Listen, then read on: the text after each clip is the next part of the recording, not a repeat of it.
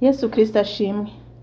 Uyu munsi turasoma duhereye ku bice 15 by'igitabo cy'ibyahishuwe. Reka dusome mu izina rya Yesu.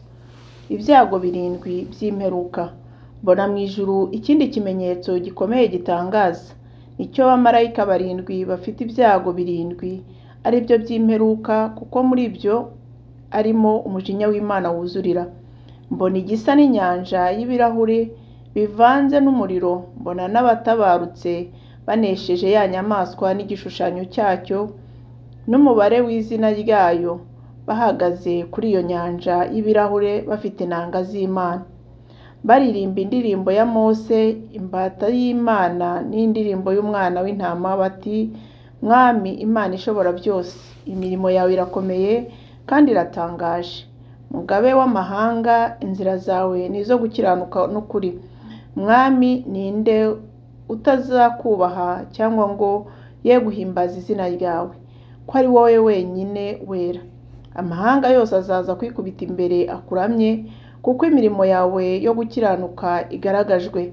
Hanyuma y'ibyo mbona urusengero rw'ihema ryo guhamya ryo mu ijuru rukinguye, ruvamo ba bamarayika 7 bafite bya byago 7, bambaye imyenda y'ibitare itanduye irabagirana, kandi bambaye imishumi y'izahabu mu bituza.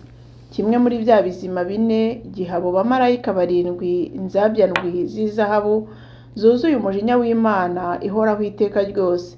Rwa rusengero rwuzura umwotsi uva mu bwiza bw'Imana no mu mbaraga zayo. Ntihagira umuntu n'umwe ubasha kurwinjiramo kugeza aho bya byago 7 by'abo bamarayika 7 byarangiriye. Ibice 16. Ibyago by'imperuka bitera. Numva ijwi rirenga rivugira muri rwa rusengero, ribwira abo bamarayika 7 riti: Nimugende musuke mu isi izo nzabya ndwi z'umujinya w'Imana. Uwa mbere aragenda asuka urwabya rwe mu isi. Abantu bafite ikimenyetso cya ya nyamaswa bakaramya igishushanyo cyayo bafatwa n'ibisebe bikomeye bibi. Uwa kabiri asuka urwabya rwe mu nyanja, ihinduka amaraso nk'ay'intumbi. Ikintu cyose cyo mu nyanja gifite ubugingo kirapfa. Uwa gatatu asuka urwabya rwe mu nzuzi n'imigezi n'amasoko, nabyo bihinduka amaraso. Numva marayika w'amazi avuga ati: Wawera we, uriho kandi wahozeho kandi uzahoraho, uri umukiranutsi, kuko uku ariko wabitegetse.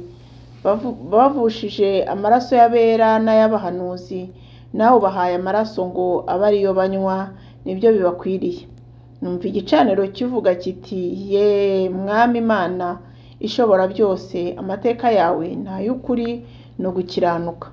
Nuko marayika wa 4 asuka urwabya rwe mu zuba, rihabwa kokesha abantu umuriro. Abantu botswa n'icyokere cyinshi, batuka izina ry'Imana ishobora kubateza ibyo byago, ntibihana ngo bayihimbaze. Marayika wa 5 asuka urwabya rwe ku ntebe y'ubwami ya nyamaswa. Ubwami bwayo bucura umwijima. Kuribwa gutuma bahekenya indimi zabo, kandi kuribwa kwabo n'ibisebe byabo bituma batuka Imana nyir'ijuru, ntibihana imirimo yabo.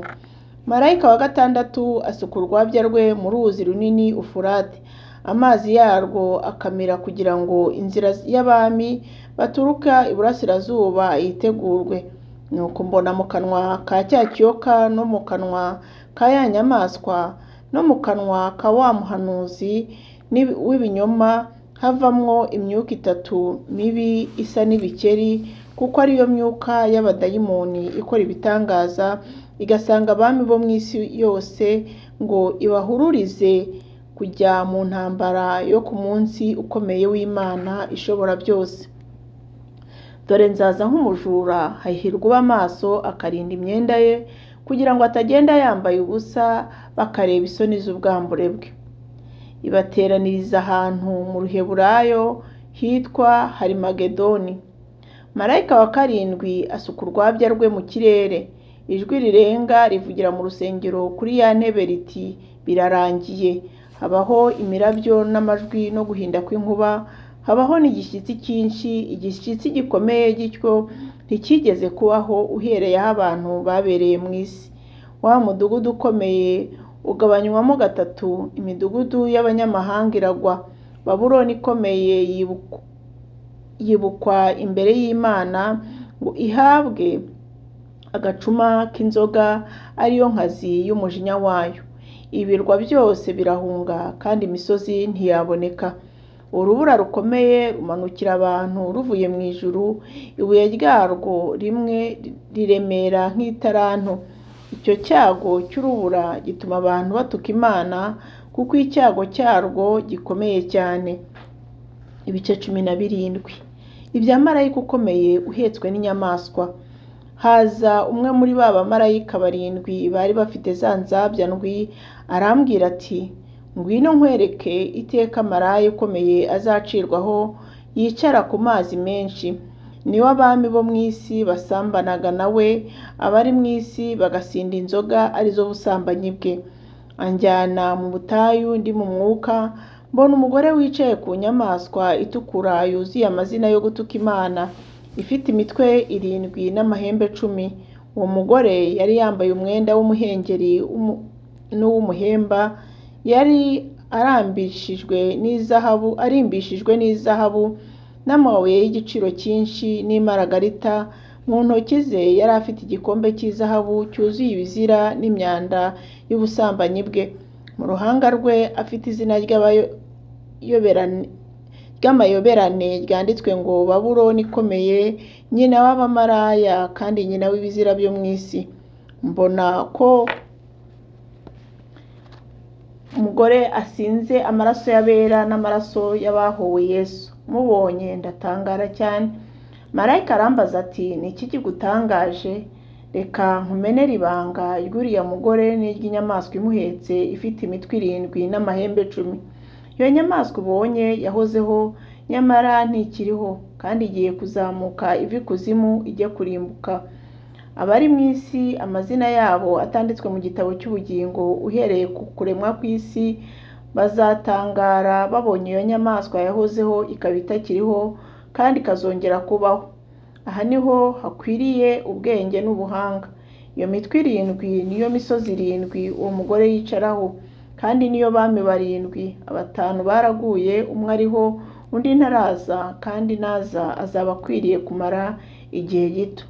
Ya nyamaswa yariho ikaba itakiriho, iyo ubwayo ni uwa 8, nyamara kandi n'umwe muri ba bandi 7, kandi arajya kurimbuka. Ya mahembe 10 wabonye niyo bami 10 batarima, ariko bahabwa gutegekera hamwe na ya nyamaswa nk'abami kumara isaha imwe.